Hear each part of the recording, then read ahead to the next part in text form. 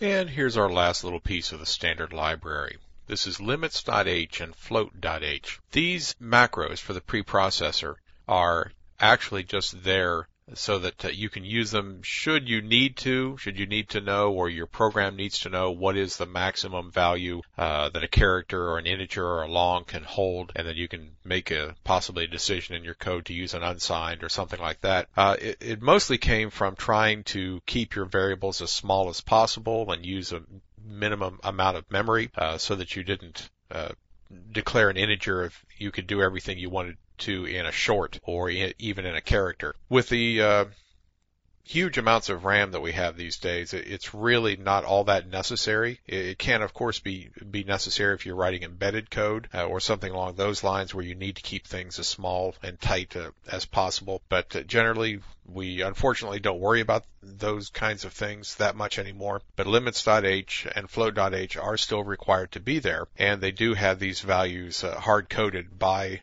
the system that the compiler has been installed on. So they are very implementation dependent. And if you looked at the limits or float H on a mainframe versus a micro versus a whatever other kind of mini system in between, you might find you'll see somewhat different values for these.